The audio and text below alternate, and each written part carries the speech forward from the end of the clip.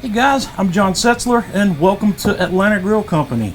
Today we're going to fire up the PK360 charcoal grill and we're going to cook some molasses and cinnamon brine pork chops. So let's get started.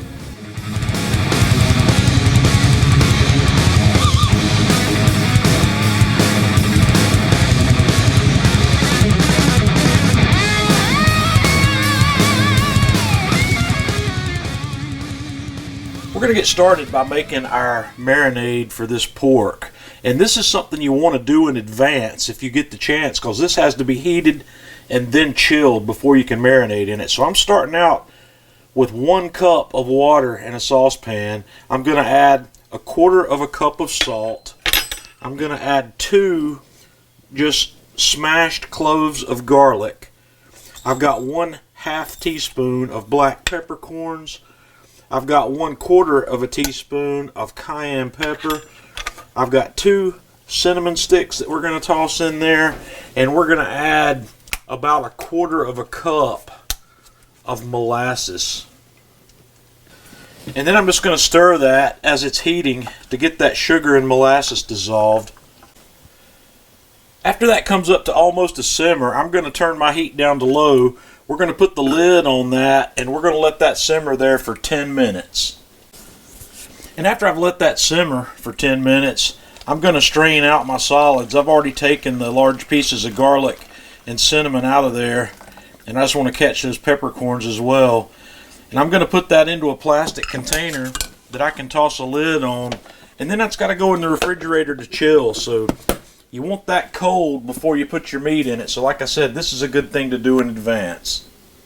And the star of our show today is going to be these 2 big, beautiful bone-in pork chops that I picked up. These guys are 2 inches thick. So what I'm going to do, I'm going to put these in a vacuum seal bag with the marinade. So I've got these guys in the vacuum seal bag. I'm going to toss them back in the refrigerator, and at this point these guys can go in this marinade anywhere from 4 to 24 hours. Okay, it's about time to cook these pork chops, so I've fired up a chimney full of hardwood lump charcoal here, and I'm going to get this going on one side of my PK360.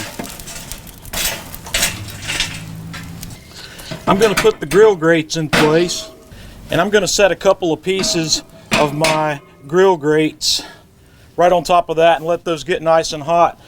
I've sprayed those down with some cooking spray, and we're going to let this grill warm up for a little bit before we get our chops on. I've given this guy a chance to get nice and hot, so we're going to put our pork chops right on these grill grates and get some sear going.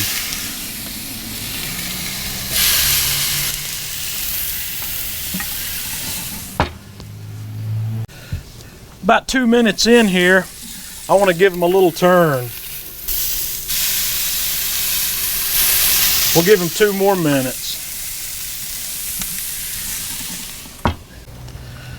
And after 2 more minutes, we're going to give these guys a flip.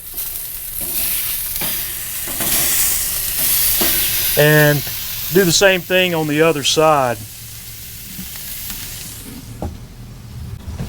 And after another 2 minutes, we're going to give them another turn and let them go about 2 more minutes. And after we finish searing those, we're going to move these guys over to the indirect side of the grill and let these guys finish cooking over indirect heat.